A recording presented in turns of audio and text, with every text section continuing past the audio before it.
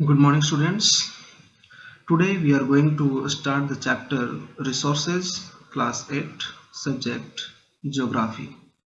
और इस वीडियो को ध्यान से देखेंगे आप लोग, क्योंकि इस वीडियो के अंत में हमने क्वेश्चन पेपर भी रखे हैं इसके साथ में। अब हम देखते हैं सबसे पहले रिसोर्सेज। ये रिसोर्सेज क्या है? सबसे पहले जब हम देखेंगे कि रिसोर्सेज क्या हैं तो आएगा कि all materials available in our environment which satisfy our needs are called as resources। हमारे environment में, हमारे पर्यावरण में ऐसी कोई भी चीजें जो हमें हमारे आवश्यकताओं को पूर्ण करती हों, हमारी आवश्यकताओं को पूर्ण करती हों, उन्हें हम संसाधन कहते हैं, उन्हें हम रिसोर्स कहते हैं। तो हमें उपयोग में आने वाली हर एक वस्तुओं को हम संसाधन कहते हैं। आगे है कि all resources have some value. Value means worth. Some resources have economic value and some do not, but both are important and satisfy human needs. यहाँ ध्यान देंगे कि all resources have some value। जब ये सम वैल्यू की बात कह रहा है, अर्थात जितने भी हमारे पास रिसोर्सेज हैं सभी का कोई ना कोई वैल्यू होता है, और ये वैल्यू हो सकता है कि वो इकोनॉमिक वैल्यू भी हो, किसी का इकोनॉमिक वैल्यू भी हो और कुछ का इकोनॉमिक वैल्यू नहीं हो, लेकिन वो सभी हमारे लिए इम्पोर्टेंट हैं, जो हमें हमारी आवश्यकताओं को पूर्ण करते हैं। इन्हें हम संसाधन ही कहेंगे और इनका संसाधन का यह एक मूल्य होगा। आगे हम देखेंगे some resources can become economically valuable with time. समय के साथ कुछ इकोनॉमिक रूप से, आर्थिक रूप से महत्वपूर्ण हो जाती हैं, वैल्यू उनका होता है, और कुछ ऐसी होती हैं जिनका की वैल्यू नहीं होता है, लेकिन टाइम के अनुसार वो हमारे लिए रिसोर्स होते हैं। Time and technology are the important factors that change substance into people themselves are the most important resources। अर्थात जो हमारा समय है और प्रौद्योगिकी है, यानी टाइम एंड टेक्नोलॉजी, वो बहुत ही इम्पोर्टेंट है हमारे लिए, हमारे रिसोर्सेज के लिए, क्योंकि हम टाइम और टेक्नोलॉजी के अनुसार रिसोर्सेज का महत्व होता है, वो हमारे लिए महत्वपूर्ण होते हैं, इम्पोर्टेंट होती हैं। और आइडियाज यानी विचार, नॉलेज ज्ञान, इन्वेंशंस आविष्कार एंड डिस्कवरीज खोज, ये हमारे अधिक से अधिक रिसोर्सेज को और भी ज़्यादा से ज़्यादा उन्हें नए नए स्वरूप में लाती हैं, और रिसोर्सेज को हम इन चार चीज़ों पर नए नए स्वरूप में लाकर हम और भी इस्तेमाल करते हैं और कर सकते हैं। Each discovery or invention leads to many others। जो भी खोज और आविष्कार होते हैं वो हमें नए नए लीड्स टू मेनी, हमें नए नए तरीकों की ओर ले जाते हैं। जैसे discovery of fire led to the practice of cooking. जैसे जब आग का खोज हुआ तो उसने हमें कुकिंग खाना बनाने का एक प्रैक्टिस दिया कि खाना कैसे बनाएंगे आगे। साथ में जैसे व्हील आया, चक्का आया, तो उसके साथ साथ ट्रांसपोर्ट के नए नए साधन भी आ गए हमारे पास। तो इस तरह से जब रिसोर्सेज होते हैं तो रिसोर्सेज के कई स्वरूप बदलते जाते हैं, टाइम और टेक्नोलॉजी उसमें बढ़ता जाता है। आगे हम देखेंगे टाइप्स ऑफ रिसोर्सेज। जो रिसोर्सेज हैं उनके क्या कितने कितने प्रकार हैं, उन प्रकारों को हम देखेंगे कि उन्हें कैसे वर्गीकृत किया गया है, किन टाइप्स में डिवाइड किया गया है। सबसे पहले रिसोर्सेज को 3 टाइप में डिवाइड किया गया, कैटेगराइज किया गया। First natural, second human made and third human. खुद ह्यूमन भी एक रिसोर्स है। तो सबसे पहले हम देखने की कोशिश करेंगे नेचुरल रिसोर्सेज। नेचुरल रिसोर्सेज किसे कहते हैं, उसमें हम देखेंगे कि ऐसे रिसोर्स जैसे नेचर ने जिन्हें हमें दिया है और हम बिना किसी उसमें बदलाव किए उसका हम यूज कर रहे हैं यानी इस्तेमाल कर रहे हैं, तो उन्हें हम कहते हैं प्राकृतिक संसाधन, यानी बिना संशोधन के हम उपयोग किए जा रहे हैं। जैसे एयर, वाटर, हवा, पानी, मृदा, ये सारे खनिज संसाधन, ये सारे हमारे प्राकृतिक संसाधन हैं। और इसमें यह भी होता है कि natural resources classified into different groups, जैसे इनका वर्गीकरण किया गया। नेचुरल रिसोर्सेज का हम वर्गीकरण जो करते हैं वो है level of development and use, उनका विकास एवं प्रयोग के स्तर पर, ओरिजिन यानी उद्गम, स्टॉक यानी भंडार, और डिस्ट्रीब्यूशन यानी वितरण। इन लेवल के आधार पर हम उन्हें नेचुरल रिसोर्सेज को डिवाइड करते हैं। कौन कौन सा लेवल हो गया, यहाँ हम देखेंगे कि डेवलपमेंट एंड यूज, और एक हो गया ओरिजिन, साथ में स्टॉक, और एक लास्ट है डिस्ट्रीब्यूशन। इन पॉइंट्स पर हम इन सब का वर्गीकरण करते हैं नेचुरल रिसोर्सेज का। आगे देखेंगे based on their development and use. जो फर्स्ट था हमारा डेवलपमेंट एंड यूज, कि उनका हम कैसे विकास और प्रयोग के स्तर पर कैसे हम वर्गीकृत करते हैं, उसे हम देखेंगे। जैसे इस आधार पर हम देखते हैं तो टू ग्रुप में डिवाइड किया जाता है। फर्स्ट एक्चुअल रिसोर्सेज और सेकेंड पोटेंशियल रिसोर्सेज। एक्चुअल यानी जो वास्तविक संसाधन है, और पोटेंशियल जो संभाव्य संसाधन है। अर्थात एक्चुअल रिसोर्सेज क्या है? एक्चुअल रिसोर्सेज वो रिसोर्सेज हैं जिनकी क्वांटिटी के बारे में हमें पता है, जिनकी मात्रा हमें ज्ञात है, उन्हें हम कहते हैं एक्चुअल रिसोर्सेज। जैसे जो महाराष्ट्र में दक्कन प्लेट्यू है, तो वहाँ डार्क सॉइल के बारे में हमें अच्छे से पता है कि वहाँ पर कितने डार्क सॉइल है, वो संसाधन हमारे पास कितना मौजूद है। तो इसे हम कह सकते हैं कि एक्चुअल रिसोर्स है। जैसे हमारे पास ये भी हम देख सकते हैं, जैसे जर्मनी में जो रूर का एरिया है, वहाँ कोयला मिलता है। तो वहाँ पर जब कोल रिसोर्स मिलता है तो वहाँ पता है कि उसका भंडार कितना है, तो उससे इस चीज़ों को हम कह सकते हैं एक्चुअल रिसोर्सेज। और जबकि पोटेंशियल रिसोर्सेज में क्या होता है, ये ऐसे हैं कि इनकी मात्रा अभी तक वर्तमान समय में पता नहीं है, तो इन्हें हम नहीं कह सकते ये कितने मात्रा में हमारे पास मौजूद हैं, और अभी मौजूद नहीं है, लेकिन बाद में जब the level of technology we have at present में नॉट बी एडवांस, जब हमारे पास टेक्नोलॉजी आ जाएगा, एडवांस टेक्नोलॉजी आ जाएगा, तब हम उनका उपयोग कर सकते हैं। For example uranium found in Ladakh, जो हमारा अब एक अलग ही हमारा जो यूनियन टेरिटरी बन गया है। तो उस यूनियन टेरिटरी में जो लद्दाख है, वहाँ हम देखेंगे कि जो यूरेनियम मिला है, तो यूरेनियम का हमारे पास पूरी तरह से पता नहीं है कि हम उसका कितना मात्रा में है और कैसे उसका हम उपयोग कर सकते हैं। जब हमारे पास टेक्नोलॉजी आएगा तो हम उसका और भी अच्छे से उपयोग कर सकते हैं। तो इसे कहते हैं पोटेंशियल रिसोर्सेज। आगे चलते हैं बच्चों।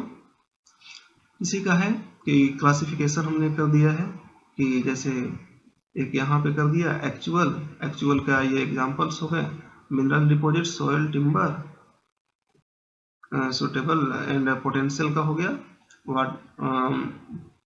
अर्थक्वेक एनर्जी, वेव एनर्जी, साथ में आइसबर्ग, फ्रेश वाटर। ये पोटेंशियल है, ये हमें पता नहीं है कि हम इसका अभी कितना यूज कर सकते हैं, तो ये हमारे पास पोटेंशियल है। नेक्स्ट देखते हैं based on their origin. Based on their origin यानी उनके उद्भव के आधार पर है कि इन्हें हम कितने भागों में वर्गीकृत कर सकते हैं। तो इसे भी हम दो ग्रुप में डिवाइड कर सकते हैं। जैसे first abiotic resources and second biotic resources. Abiotic resources जो नॉन लिविंग ऑर्गेनिज्म हैं, जो रिसोर्सेज हैं, उन्हें हम कहते हैं अबायोटिक रिसोर्सेज, अर्थात जो कि नॉन लिविंग, जो निर्जीव हैं, जिनमें कोई प्राण तत्व मौजूद नहीं है, उन्हें हम अबायोटिक रिसोर्सेज कहते हैं। जैसे सोयल, वाटर, रॉक्स, इनमें कोई भी लाइफ नहीं है, ये नॉन लिविंग रिसोर्सेज हैं, तो ये हो गए, इन्हें बोला गया अबायोटिक रिसोर्सेज। और बायोटिक किसे कहा गया, जस्ट इसके विपरीत होगा। तो इसके विपरीत, जैसे कि जो लिविंग रिसोर्सेज हैं, जो लिविंग ऑर्गेनिज्म हैं, उन्हें हम कहेंगे बायोटिक रिसोर्सेज, जैसे plants and animals, flora and faunas. Next हम देखेंगे बच्चों, ये एक बनाया गया है, एक चित्र के थ्रू समझाने का प्रयास किया गया है। जैसे बायोटिक देखिए, तो बायोटिक में जो हम देखेंगे कि प्लांट्स हैं, साथ में प्रोटिस्ट हैं, इसके साथ साथ एनिमल्स और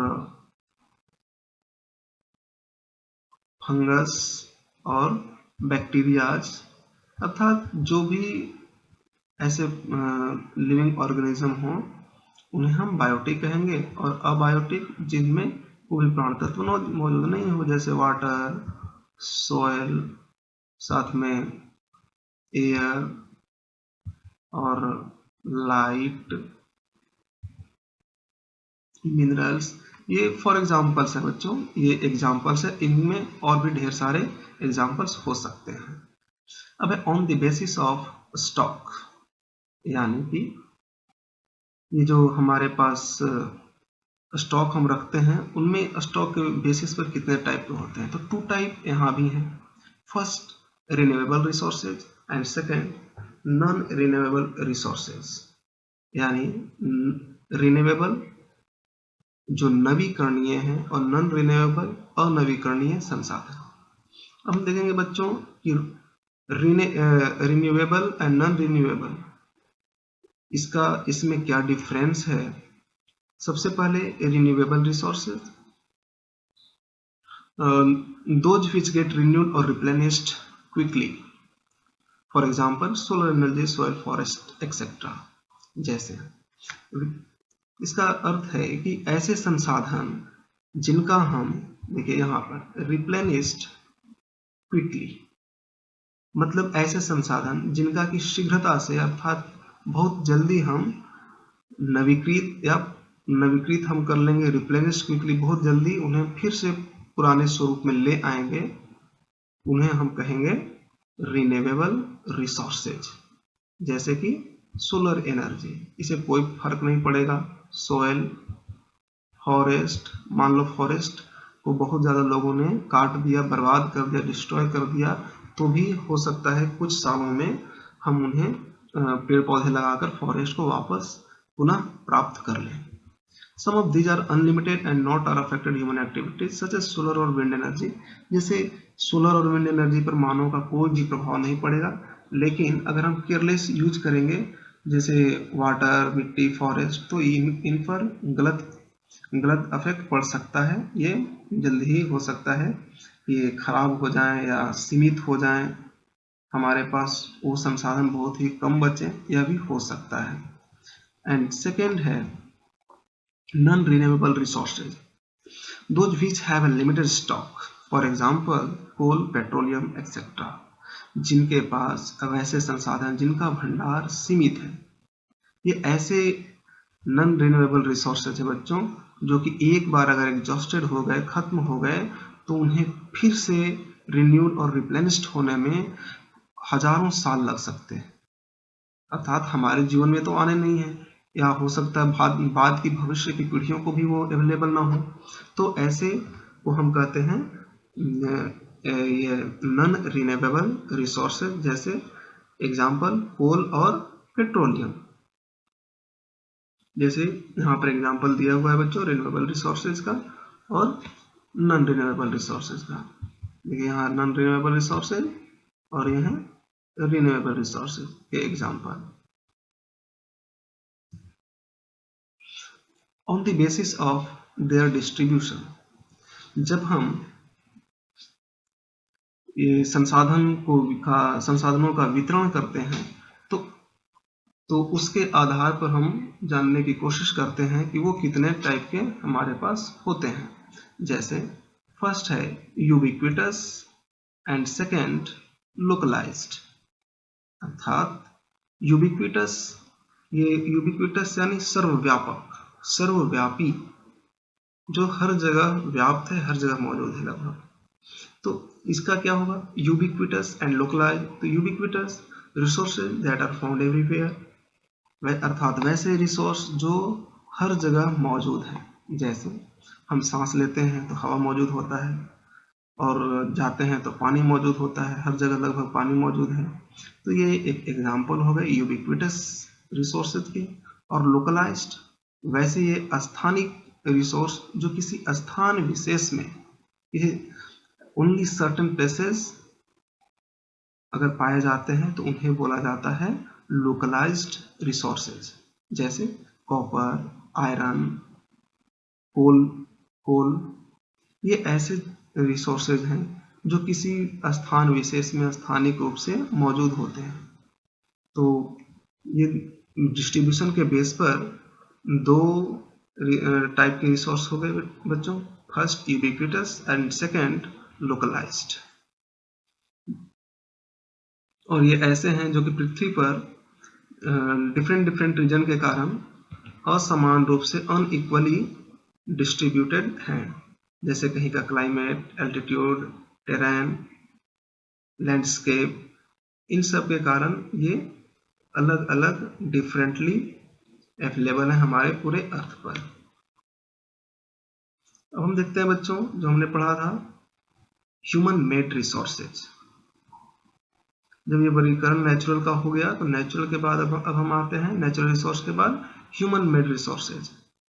और ये बहुत ही सिंपल सा है कि जब हम ह्यूमन मेड रिसोर्स की बात करते हैं तो इसका मतलब होता है कि नेचुरल सब्सटेंस, यानी जो नेचुरल प्राकृतिक पदार्थ हैं, उनमें हम क्या करते हैं कि थोड़ा बहुत चेंज करके, जब हम नेचुरल सब्सटेंस को पूरे ओरिजिनल फॉर्म को चेंज करके नए रूप में हम ले आते हैं, नए स्वरूप में ले आते हैं, तो हम उसे कहते हैं ह्यूमन मेड रिसोर्सेज।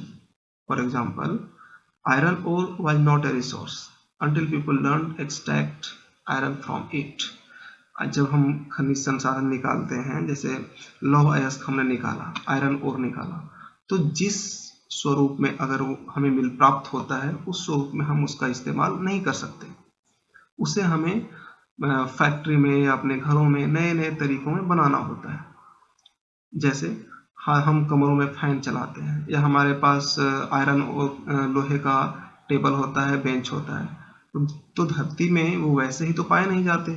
चेयर या टेबल या फैन धरती में तो गड़ा हुआ है नहीं कि हम वैसे ही निकाल लेते हैं। तो हम आयरन ओर को निकाल करके और फिर उसका अपने घरों में या फिर फैक्ट्री में उसे चेंज करते हैं और तब हम यूज करते हैं। इसे ही कहते हैं ह्यूमन मेड रिसोर्सेज। और ह्यूमन मेड रिसोर्सेज हम बहुत सारे चीज़ बना सकते हैं। जैसे हम बिल्डिंग देखते हैं, घर देखते हैं, स्कूल बिल्डिंग्स हो गए, रोड हो गए, ब्रिज हो गए, ये सारे क्या होते हैं, ह्यूमन मेड रिसोर्सेज। टेक्नोलॉजी भी एक ह्यूमन मेड रिसोर्स है। जैसे यहाँ पर एग्जांपल देखिए, ये बल्ब हो गया, ट्रेन है, यहाँ पर ब्रिज है, साथ में यहाँ देखिए ये गिटार है, बाइक्स हैं, कंप्यूटर्स हैं, क्लॉथ्स हैं, टीवीज, अदर एक्सेसरीज हैं, कार्स हैं, एक्सेट्रा। अब हम आते हैं ह्यूमन रिसोर्स। ह्यूमन रिसोर्स है बच्चों कि सबसे पहले जानना जरूरी है कि हम ह्यूमन खुद ही एक रिसोर्स है। और हम जब खुद रिसोर्स हैं तो ऐसा आखिर कैसे होता है कि हम खुद रिसोर्स हैं। तो बच्चों, जो जैसे यहाँ पे आप देख सकते हैं कि people use the nature in the best possible way using their knowledge. कौन क्या? Knowledge, skill and technology. Human जो भी हैं अपने नॉलेज अर्थात ज्ञान, स्किल, कौशल, टेक्नोलॉजी, प्रौद्योगिकी, इन 3 चीज़ों का इस्तेमाल करके अपने आप को एक बेहतर बनाते हैं, तब इन्हें हम एक ह्यूमन रिसोर्स मानते हैं। और ह्यूमन रिसोर्स का जो मूल्य है, वैल्यू है, वो तभी बढ़ता है जबकि वो अपने आप को इन 3 मामलों में दूसरों से बेहतर बनाता जाए। अगर वो जितना उसके पास नॉलेज, स्किल और टेक्नोलॉजी होगा, वो अधिक मूल्यवान ह्यूमन रिसोर्स होगा, उसका वैल्यू ज़्यादा होगा। जैसे एजुकेशन एंड हेल्थ। एजुकेशन, और ये हमारे जैसा मैंने बताया आपको कि नॉलेज, स्किल एंड टेक्नोलॉजी, तो नॉलेज, स्किल एंड टेक्नोलॉजी कहाँ से आता है? ये एजुकेशन एंड हेल्थ।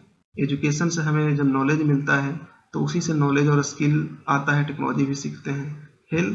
हेल्थ हमारे पास चाहे मेंटल हो या फिजिकल हो, हमें सही जब होगा, हमारे पास सही रहेगा, तभी हम उसका इस्तेमाल, अब आगे किसी भी चीज़ का इस्तेमाल बेहतर कर सकते हैं और आगे बढ़ सकते हैं। साथ में जैसे improving the qualities of people's skills so that they are able to create more resources known as human resource development। जैसे हमारे पास MHRD भी है, ministry of human resource development. जब यहाँ पे आप ध्यान दें, ह्यूमन रिसोर्स डेवलपमेंट, और हमारे पास है मिनिस्ट्री जो कि ह्यूमन रिसोर्स डेवलपमेंट को, जो मानव संसाधन का विकास कैसे होगा, इस पर ध्यान देता है हमारा मंत्रालय। तो यहाँ आप देखेंगे कि वो क्या करता है, क्वालिटी ऑफ पीपल्स स्किल्स, वो इम्प्रूव करने की कोशिश करता है कि इम्प्रूव कैसे होगा, हमारे लोगों का स्किल, कौशल इम्प्रूव कैसे होगा, उस पर ध्यान देता है। तो हम ह्यूमन रिसोर्स डेवलपमेंट किसे बोलेंगे?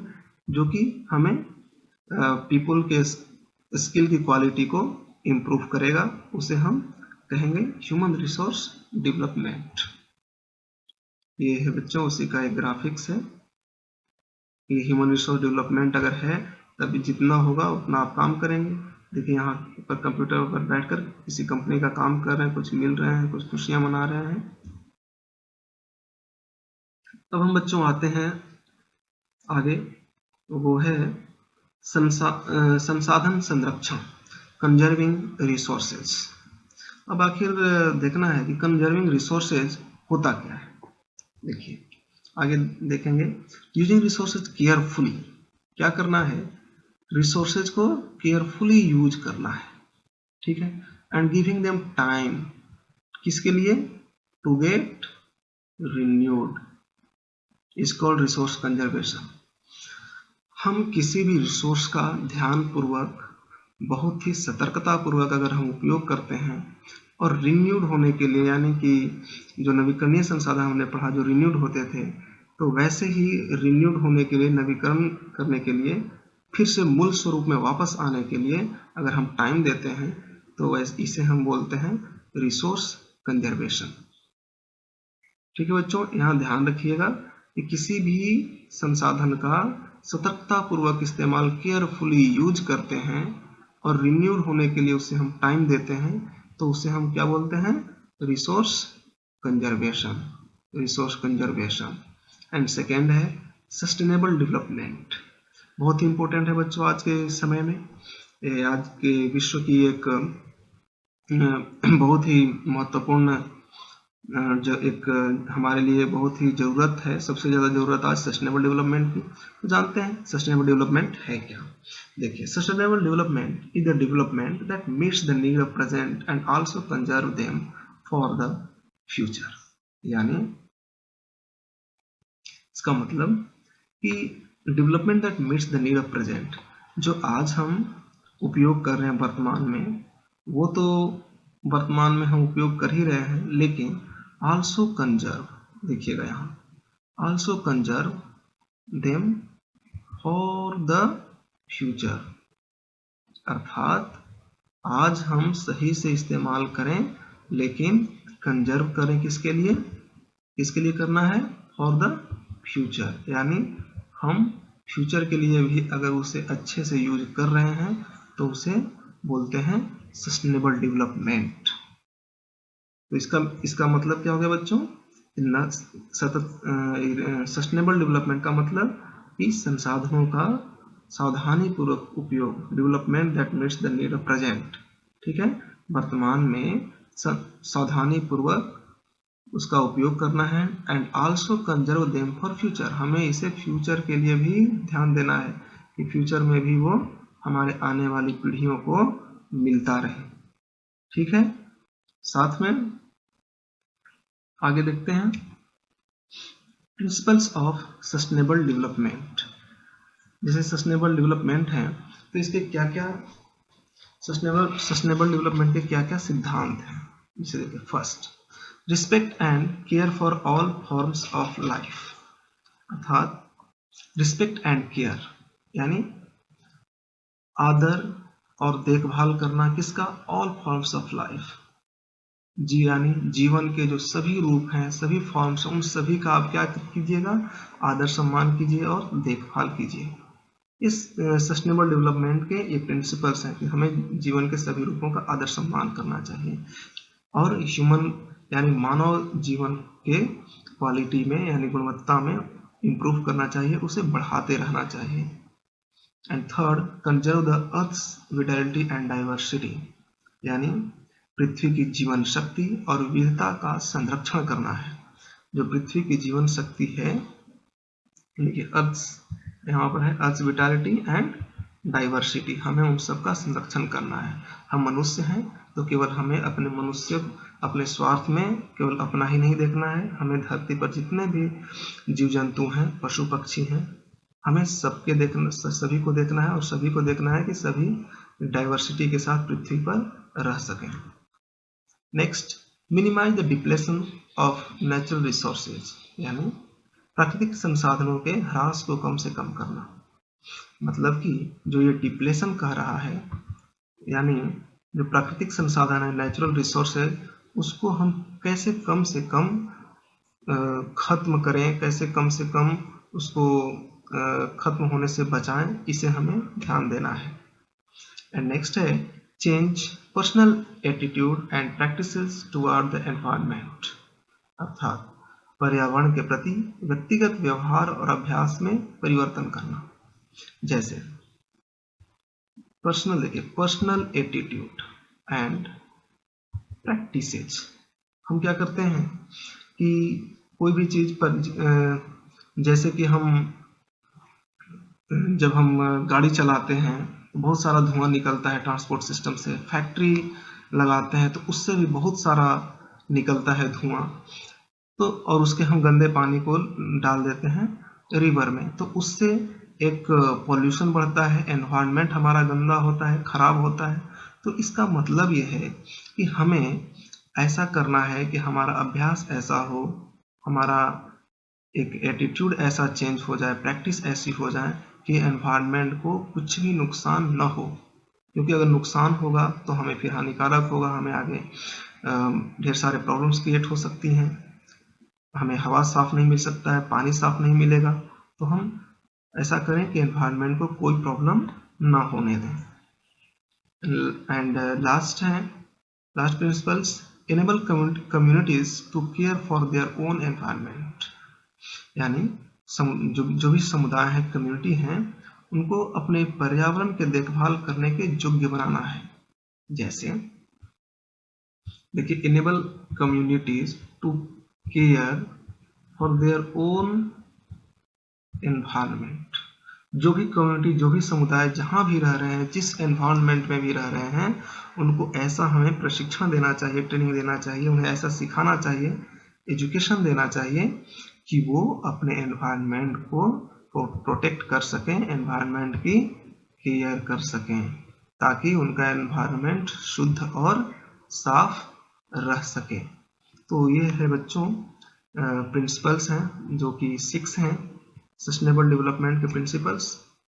और जैसा आपकी यहाँ पे देख रहे हैं सामने, ये हमारे पास हैं प्रिंसिपल्स ऑफ सस्टेनेबल डेवलपमेंट में, देख रहे होंगे SDG। ठीक है बच्चों, SDG यानी एस से सस्टेनेबल, डी से डेवलपमेंट और जी से गोल। ये है, देखिए यहाँ पर लोगो आपको दिख रहा होगा, ये जो लोगो है ये है यूएनओ का। ठीक है बच्चों,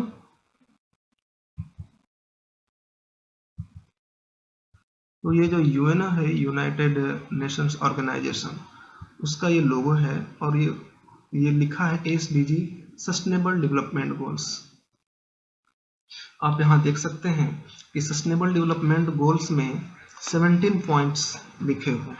जैसे देखिए, फर्स्ट पॉइंट्स है यहाँ पर no poverty, no poverty. Second, zero hunger. Third, good health and wellbeing.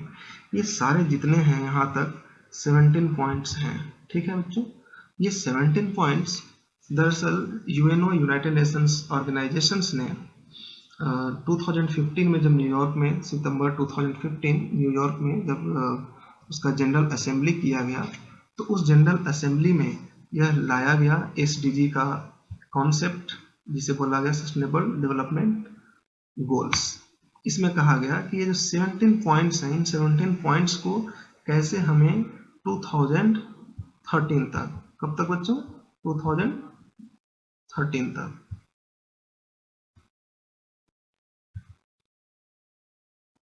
तो यहाँ पर आप देखेंगे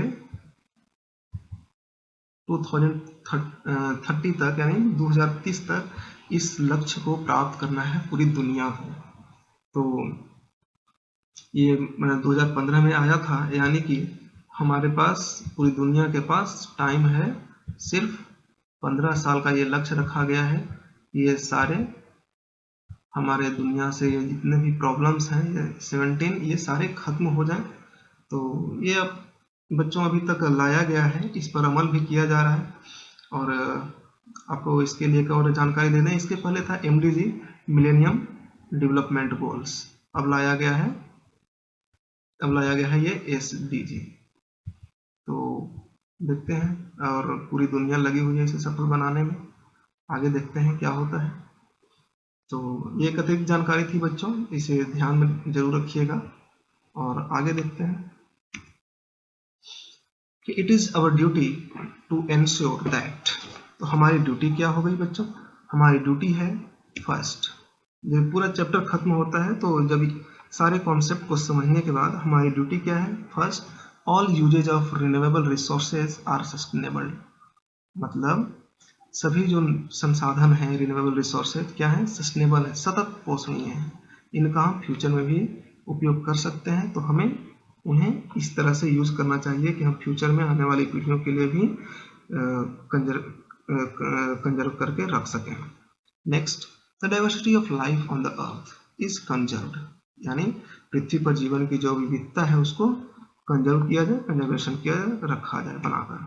and third, the damage to natural environmental system is minimised, यानी प्राकृतिक पर्यावरणीय तंत्र, जो नेचुरल एनवायरमेंटल सिस्टम जो है, इसको कम से कम हम क्या करें, डैमेज करें, जितना हमसे हो सकता है हम बचा के रखें। और हम एक स्टूडेंट और एक छात्र और एक जागरूक नागरिक होने के नाते ये हमारे कर्तव्य बनता है। तो चैप्टर समाप्त हो गया बच्चों। अब देखते हैं माइंड मैप क्या है। फर्स्ट हमने पढ़ा था रिसोर्सेज, उसका 3 पढ़ा था, कौन, फर्स्ट 1, सेकेंड क्या, नेचुरल, सेकेंड था human, and third human made.